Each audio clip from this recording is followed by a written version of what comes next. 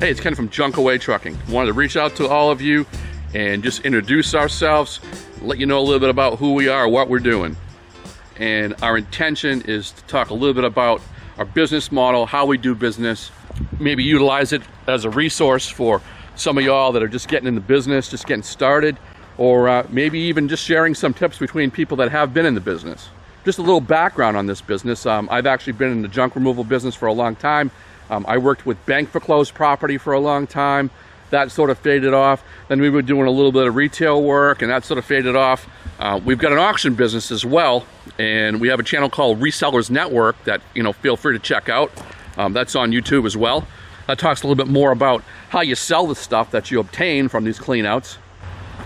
Working in this shop today. 2009 Ford F-250. We took the bed off of it. Before we want to put the deck boards on, we're sandblasted it, and now we're shooting it with some rust-proofing paint. We did a little custom auto body work on it. We repaired the rust on the doors. Trying to get a body shop to do anything nowadays for less than $5,000 is like pulling teeth, so we did it ourselves. Didn't come out too bad. Bottom of the doors. Did cab corners. You can't see the cab corners because he's got them covered because he's shooting black paint now. But putting that truck together. Just picked this unit up. Made by Bison. They're not making trailers anymore, but I like this trailer. I'll tell you the things I like about it and what I don't like about it. I love the fact that it's standard rail, 36 and a half inch. So I can put any number of containers on it. I love that. We got the black Dodge going in for a flatbed on that with a gooseneck so we can pull this. Here's the only problem is this trailer came in 16,000 pound axles. Married to that Ram, that's 16 plus 14. That math doesn't work for under CDL. So we're gonna have to derate this trailer. The company's not in business anymore, so we can't pay or bribe the manufacturer to derate it and give us a new tag. I've heard conflicting opinions on this in regards to derating. I've heard some people say that the only way you can derate a trailer is from the factory has to do it. And I've heard other people say, well, even if you change the tag yourself, that the gross vehicle weight follows the VIN, and when DOT pulls you over, they can pull that up and there's a conflict. I don't know if that's true or not. If any of y'all know the answer to that question, feel free, write in, please. Make some comments, let us know, clarify. I've heard from another source that removing a tag from a vehicle is a felony, but they didn't clarify that as far as trailers, because I didn't know if that was just for the trucks, because that would make sense. You can't derate your own truck. I don't know. It's a big gray area. One of the other hotshot guys has a video on derating your own trailer, ordering the tags, and doing it yourself, and how it's not really a concern for DOT. That's very possible. I mean, it makes sense to me that as long as you're derating it and you're not going up on your capacity, you're not trying to make a trailer do more than it was designed to do, that you're just reducing the amount that you're going to register it for and you're going to carry. That seems to be okay to me. I don't know why there'd be a problem with that. But, I don't know. Everybody wants their fingers in the pie with this. So, again, looking for some input. Got this 2003 or 4, I forget what it is, International, under CDL truck, 15-yard dumpsters. We got this old girl we're going to pull out of mothballs. Old C30 with a 1-ton dump body on it. I'm going to take that off, I think, put a flatbed on that, gooseneck. And, I was going to marry that with that trailer at 16,000, because I think the GVW of this is only 10. I could be wrong on that too, but I can't tell because there's no tag. There's no tag on the truck at all. So, I don't know how DOT is going to handle that. They don't make it easy. But then again, you know what? If getting in the junk removal business was easy, everybody be doing it. Oh, wait a minute. I think just about everybody is doing it right now. Let me reword that. Everybody in the junk business that's going to do it right. We got this dumpster here that we toss all of our TVs into. Then when the thing's full, we bring it down and we bring it to the recycle center. God forbid you dump a TV at the landfill. You dump a TV at the transfer station. They're going to surcharge you like buku bucks. Guys dropped a TV the other day, cost me $70. Gave them hell for it. Scrap metal, old beat up dumpster we use for scrap metal. Look, we just took these things in, got paid to take them. Old motorcycle, John Deere tractor, snow machine, snow machine, snow machine. Put those on Facebook Marketplace, get some money for those. A couple of other scrap metal dumpsters. We run these cargo trailers when we get an estate and we're doing a clean out. If we find things that we can sell, we sell those, send that stuff off to auction. You get paid for it. So you get paid for the weight and you get paid when it sells. We just retrofitted this trailer, kind of fluffed and puffed it a little bit with some logo stuff. Gave it some, we welded up some new panels for it. Got that all square. Probably throw a new tarp on it. The hydraulic box here was all rotted out. We put a plastic one on. Put some brand new fenders. Fenders were rotted off of it. Changed a couple of tires. Gave this thing a facelift. Gonna put it back in service. That one's ready to go. Flatbed trailer over here. A couple of other dumpsters. We got a mattress dumpster here. We're swapping that over. I just picked up a big, huge cargo trailer, and we're gonna keep all the mattresses in there so they stay dry. Mattresses. How do you process mattresses? Well, bunch of ways you can do that. Here, let me show you. Take a mattress, you strip the quilting off of it, and then if it's a good day, you've got just the metal springs.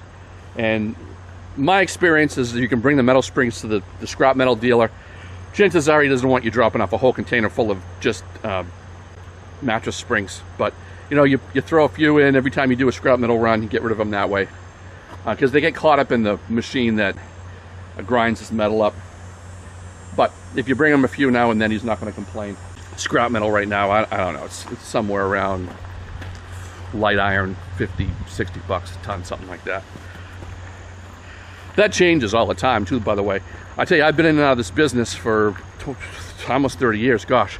And I've seen it as high as like 185 bucks a ton for light iron, mixed metal. Regarding mattresses, if you get a lot of mattresses, you know, if you dump them at the transfer station, they're charging anywhere from $50 to $100 a piece. It makes sense to either segregate them, make a pile of them, and then bring them to a recycler who will probably charge you 30, 20, 25, somewhere around there, depending on where you are, per mattress. The box springs are easy to break down if they don't have metal in them. If you can get a burn permit for the day, and you've got a big yard and you're allowed to do this, you can take all these frames and you can throw them in a burn pile and you can burn them. Sometimes when you have wood on metal and you have to separate, it's easy just to throw a little gasoline on them, burn them, you know, legally if you can get away with that. Get them down to the metal and then throw them in the metal pile. Part of our objective is to also get this other dump trailer up and running. We're going to pull it out of the weeds here and go through it like we went through the other one. I do have a couple of other YouTube channels. I've got my own personal page called Backcountry Nomad, and when I have time off, I like to travel, and you can check that site out. But the one that I really wanted to mention was Resellers Network. Check that out. Search it on YouTube. That's a channel that's all about the stuff that you find and how you can get rid of it. My wife and I own a couple of different businesses. Junkaway is a company that we've owned for a little while, but we've sort of kind of had packed in mothballs, and recently I've sort of sparked new interest in getting this going. We've got our other two businesses on autopilot right now, and I thought this was a good opportunity to maybe upgrade some equipment and buy some more containers, maybe update our website. You know, so with that being said, I just wanted to launch this new channel, reach out to you guys that are working in the junk removal business, looking to start off, get going. I can give you some great tips and some great resources. But, you know, up until recently, we had kind of slowed down with the junk removal. With some changes I've made recently, I've got the other businesses being well managed, and I thought I might take a little bit of time and energy and resources to sort of maybe rekindle this business, maybe get a new business model put together with it, maybe buy some more dumpsters and maybe recondition the ones that I have, because they're all in need of some repair and fresh coat of paint, expanding into some new trucks and investing in some capital equipment. Oh, look, you get this boat in the background. We get paid to take this. So on a nice trailer, and you get anybody looking for a fix or center console, call me, junk away, look me up. Anyways, got this other trailer too. It was a PJ, I think it was a PJ. I had no title. I paid next to nothing for it. It's got the whole reeve system on it. It's got, put a new Predator engine on it, and it works. It needs a little bit of welding, a little bit of touch up, but it came out of Vermont. And you know, I bought out of Vermont. The lady didn't have a title, and she gave me a bill of sale, and you know, I've got a history on the VIN, but I don't actually have a certificate of origin, or I don't have a title, because bought it in Vermont. And I'm like, oh, you know, that's no big deal, because Vermont has that whole Vermont loophole, where you can sell it and nothing's titled and all that crap. So I wasn't worried. But then I sat on it, because we're from Massachusetts. I sat on it too damn long, and they changed the damn law. So I don't know how the hell I'm going to do, what I'm going to do with it now. There's something else you can write to me and tell me, how the hell do it's got no VIN tag on it, but I do know what the VIN is on it. It's got no tag on it. Trying to figure a way to get this thing on the road legally. You know, write in the comments, educate me, will you? What am I doing with this trailer? If you want to buy it, look, $6 grand, you can come get it. Brand new motor, everything. If you have a VIN and a title that'll match this with a wrecked trailer or whatever, I don't know, whatever's legal. I'm not telling you don't do something illegal. I'm just saying, if you have a solution to this, reach out to me and I'll sell it to you. And look at this, isn't this crazy? We get paid to liquidate an estate. We get paid like $6,000, $7,000. And the deal was we take everything.